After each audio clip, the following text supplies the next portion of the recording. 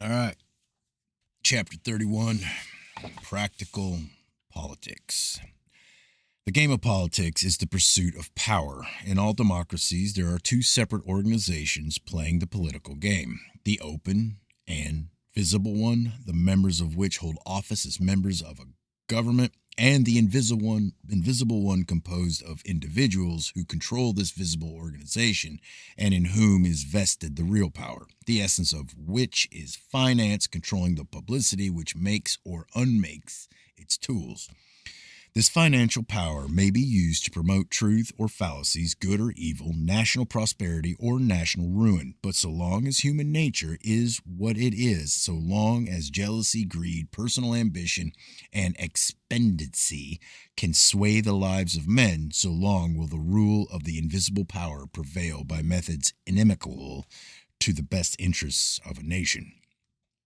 The strength of a democracy thus lies at the mercy of invisible leaders who, being nationally irresponsible, cannot be called to account for the consequences of the acts of the government they control.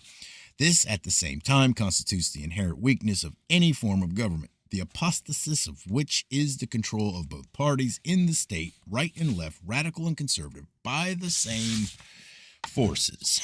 Then only the puppets change while the rule of the individuals controlling the machine continues unhindered. Voters who wonder why their efforts have failed wonder in vain. As the dupes of a controlled publicity, their privilege of the vote is a farce. If all factions in a state can be controlled from one source, why should international control be impracticable? Impracticable? Italy, if one follows its history for the last 100 years, gives a consequence of good illustrations of such possibilities and affords us a chance to follow the progressive stages of Masonic centralization and imposition of internationalism upon nations, as conceived by Mazzini, Pike, Palmerston, and Bismarck. International control was Mazzini's dream. His cynical remark, "We aspire to corrupt in order to rule," leaves one little faith in the idealism of this patriarch of international Freemasonry. That he applied his motto is shown by the use he made of Francesco Crispi. As Palmagemagimi Crispi writes, Crispi became personally acquainted with Mazzini in London in January 1855, but they had corresponded since 1850, when their golden dream of liberty and independence vanished by the return of all the tyranny of the past. The bravest of the patriots had once more begun to conspire. While pondering the idea of founding a national committee in which the various regions of Italy should be represented, Mazzini also determined to form a fund for the carrying out of great enterprises. And as it is impossible to obtain large sums secretly and from a few people, he wrote, he worked out a plan for a national loan to be raised by the issue of bonds to be redeemed by a liberated Italy. The first act of the National Committee was to authorize the issue of such bonds to the amount of 10 million lire. In his youth, Francisco Crispi made a mistake, and blackmail made him a ruler of men. As the tool of Mazzini, he ruled Italy for many years, and as the ruler of Italy, he wielded the secret power of international masonry in accordance with the policy of his masters. According to Crispi, 33rd degree by D. Vaughan, Crispi in Palladism, brother V. Serafino Ciccolillo, was born at Ribera in Sicily, October 4th, 1819. His father, Tommaso Crispi, a lawyer, destined him to the church, but in 1837 he married Felicita Val, a pretty young girl with whom he was infatuated. In 1856, he abandoned her for Rosala Montemasson, deserting the latter in 1878 to marry Lina Barbagallo, widow Capellani. At this period, he was openly accused of bigamy, and though challenged to do so, he never produced the documents necessary to prove the death of his first wife, Felicita Val. After his marriage, After his marriage in 1837, he practiced law and in 1838 joined one of the numerous secret societies which in those days infested Sicily. Presently, he started his career as a political intriguer and conspirator, traveling over the world on his sinister business under different aliases and false passports provided for him by Mazzini, who, in view of his confidential position as friend of the King of Naples, had bought his services as a spy. Domenico Margiolo states in Francisco Crispi, son, ever nefast, that he found among the papers of his grandfather a member of Young Italy who had been condemned to death as the head of the conspiracy, which penalty he, however, successfully escaped. A telegram from Mazzini instructing the organization to give Crispi promptly 30,000 ducats to begin with on the account of the Neapolitan Committee of Young Italy and let him get to work. While at Malta in 1855, he joined the Masonic Lodge, Zetland, under English jurisdiction, from which he was shortly expelled for the theft of 800 francs from one of its members. He went to London shortly afterwards. There, Lord Palmerston had returned to power.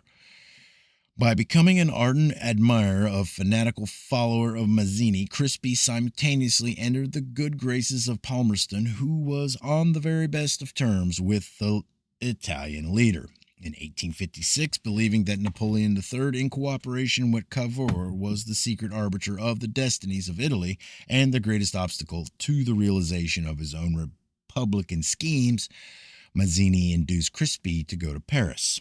While he was there, a number of attempts were made on the life of the emperor, among others that of Orsini on January 14th, 1858. But, what is today? 13th. But, though strongly suspected of participation in these conspiracies by the police or Paris, no evidence for a direct charge of complicity against Crispi was ever obtained. However, it is known that he and Orsini had previously met in London, where the latter had shown him how to make the famous bombs, the use and manufacture of which Crispi afterwards taught his followers in Sicily. By August 3, 1858, he was back in London, the Paris police having developed too great a zeal on his behalf during his sojourn in the French capital. At last, by 1860, the various Italian conspiracies crystallized into one. Everything was ready for the fulfillment of Mazzini's dream of united Italy. Bertini, Bixio, and Crispi decided to go to Turin themselves to see General Garibaldi, and after the British minister Sir James Hudson had confirmed certain information on conditions in Palmero, which had been furnished by the Genoese deputies, the general seemed at last inclined to take action. He ordered Bixio to Genoa to charter a ship and Crispi to Milan is that Geneva? No, that's Genoa. To charter a ship and Crispi to Milan to receive from Enrico Bassana the arms and the money already subscribed. This subscription was begun by General Garibaldi himself, and in view of later developments, it is a significant fact that one of the contributions he received for the famous expedition of the 1000 was the sum of 50,000 francs from the Jew Cornelius Herz. 12,000 guns were in the hands of Massimo d'Azeglio, the governor of Milan, who, by order of the government, surrendered them to the rebels. Finally, General Garibaldi arrived in Genoa on April 14th. On the 16th, Crispi returned to Turin, where he saw the Minister of the Interior, Farini, who, having by that time changed his mind concerning the Italian expedition, had ceased to be a dictator and had assumed the attitude of a diplomat satellite of Cavour. He proved quite intractable. Back in Genoa, Crispi found Lafarna again, this time with orders to report all developments to Cavour. Cavour warned not to interfere with Garibaldi, raised no obstacles to the progress of the plot. He only advised waiting for better news from the island of Sicily and promised to cooperate with 1,000,000 guns as soon as the time for the expedition seemed propitious. Still, Garibaldi hesitated. The Sicilian news was contradictory. On April 26, Crispi received from Niccolo Fabrizi a message from Malta reading, "Failure in the provinces and in the town of Palmero. Many exiles arriving at Malta on English ships." Luckily, a few days later, a communication from Palmero published by the Gazette of Turin told of the great proportions assumed by the insurrection in Sicily. This communication had been invented and written at Genoa by Crispi for the purposes of overcoming the last scruples of Garibaldi. One day, the 2nd of May, Crispi and Garibaldi were alone in a room looking seaward, in the villa Spagnola Quarti. They were talking about the expedition. Crispi, as usual, was fighting the vacillations of Garibaldi. Suddenly, the general interrupted him, saying, "You are the only one to encourage me in this enterprise. Everyone else tries to dissuade me. Why? Because I am profoundly convinced that it will be helpful to the fatherland and that it will cover you with glory. I fear only one thing, the uncertainty of the sea." "I answer for the sea," said Garibaldi. "And I answer for the land," said Crispi. Garibaldi was persuaded, and the die was cast. After the victorious expedition of the 1,000 had placed the group of conspirators in the power of Sicily, each was rewarded according to his merits. Crispi becoming Minister of Foreign Affairs, Cavour had died on June 6, 1861, poisoned, it is said, on May 28th by orders of Mazzini.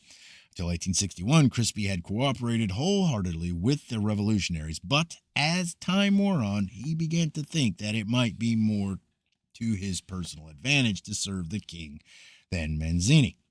His plan was discovered by Mazzini's spies, and in 1862 the deputy of Castelvetrano found himself facing death for treason at the hands of his former friends and accomplices under conditions that enslaved him body and soul forever after to the international sect.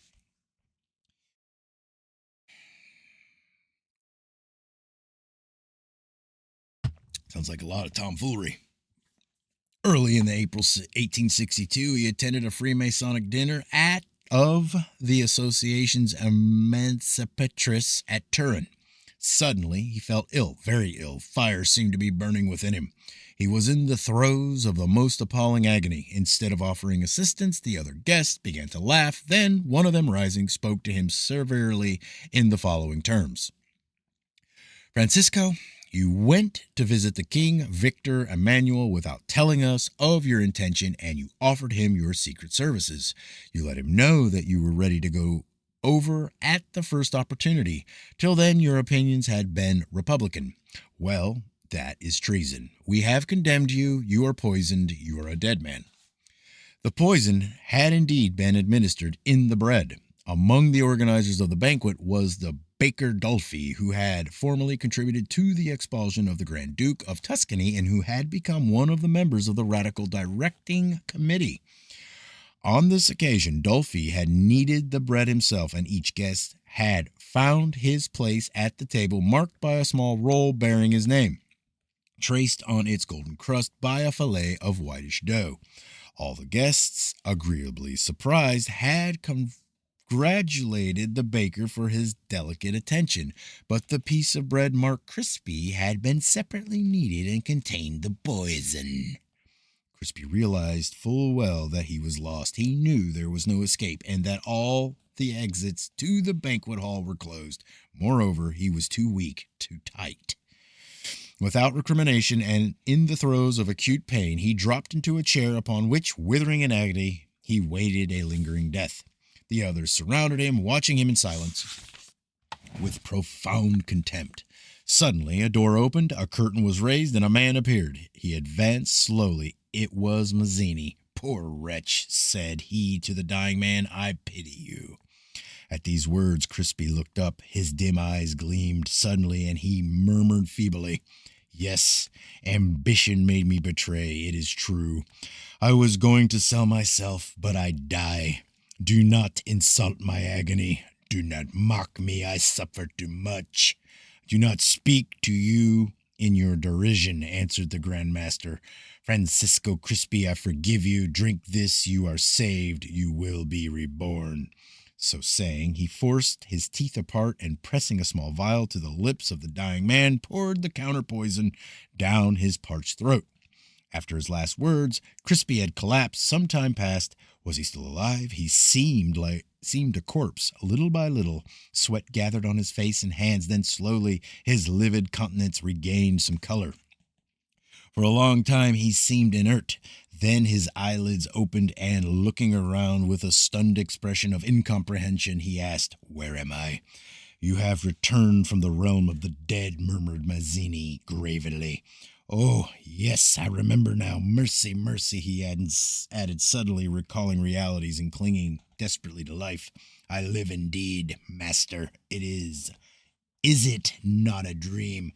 "You live, yes, Francisco, but henceforth you are more completely enslaved than the last of the Negroes for whose freedom they are fighting over there in America. You live again, and your ambition will be gratified. You will be minister of the monarchy. You will hold in your hands the reins of government, but without betraying us, without selling yourself. You will part from us, not privately, but publicly. We will denounce you, and while denouncing you, we will push you to power. It is the monarchy that you will betray by executing our orders when we shall have made you minister of the crown, and you will obey us in all things, even should the orders we give you seem contradictory, even should their execution cause you to pass for a madman in the eyes of Europe. Yes, Francisco Crispi, from this day forward you belong to us, for you must never forget that. Should you place us in a position where it might be expedient to cut short your own existence a second time, no power in the world could save you from the death, the sufferings of which you have known today. Live then for Masonry, fight loyalty and the church. You will be the gravedigger of this house of Savoy. It is only an instrument for us, and we have condemned it to disappear after it has served our purpose. This plan of action was carried out. In 1864, Crispi, on orders from his master, became a royalist and duly denounced Mazzini. That is the explanation of his often incoherent and erratic policies in after life. Mazzini's promise was fulfilled, and Crispi became Minister of the Interior in 1878. In 1877, he had been on tour to Paris, Berlin, London, and Vienna. In Paris, he had seen Thiers, Jules Favre, and Gambetta.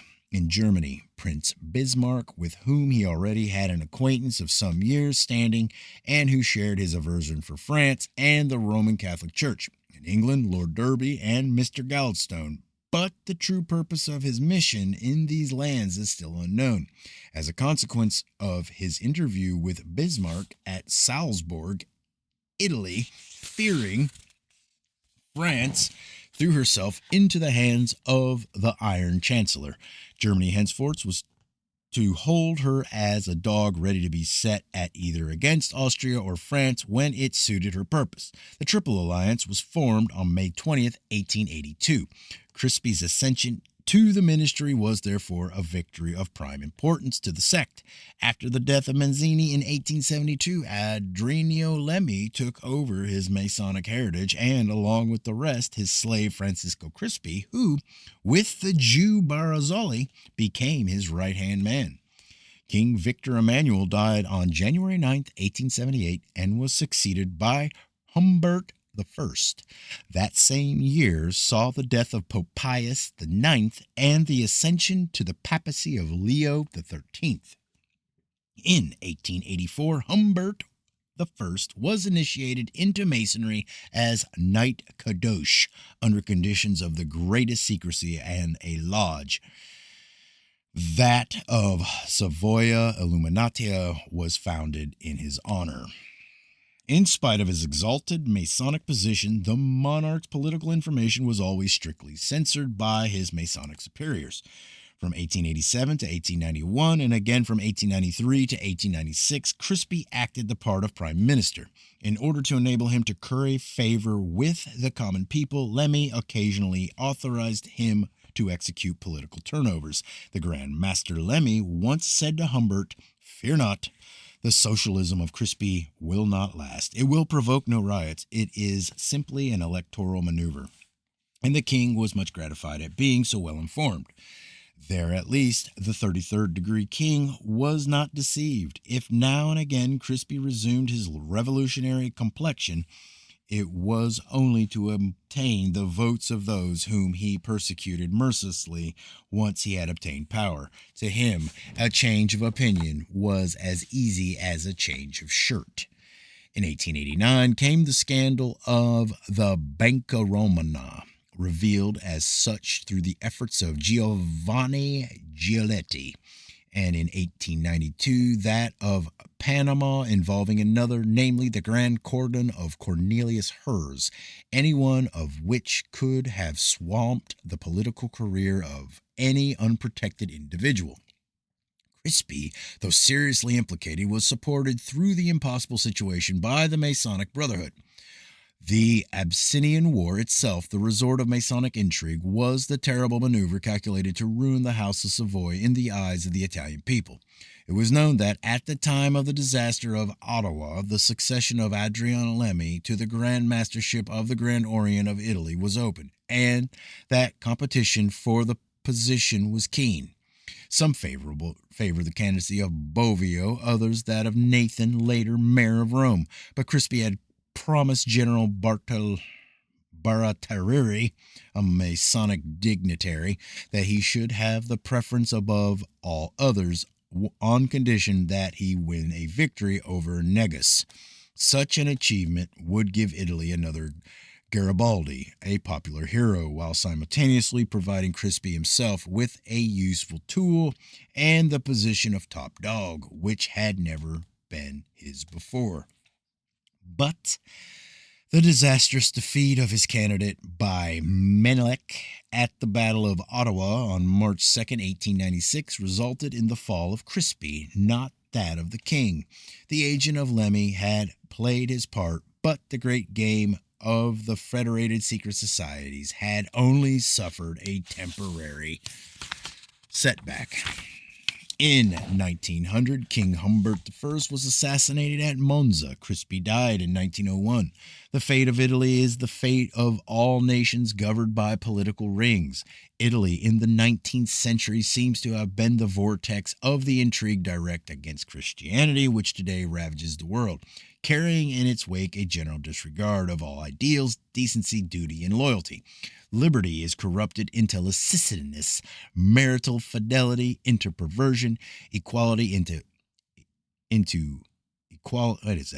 equality of low standards, and fraternity into a brotherhood based on mutual slavery under the yoke of international finance.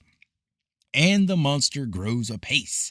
Today it bestrides the world under the name Bolshevism. But it is the same old monster, the heresy of the first centuries of the Christian era and the Middle Ages, namely Gnosticism.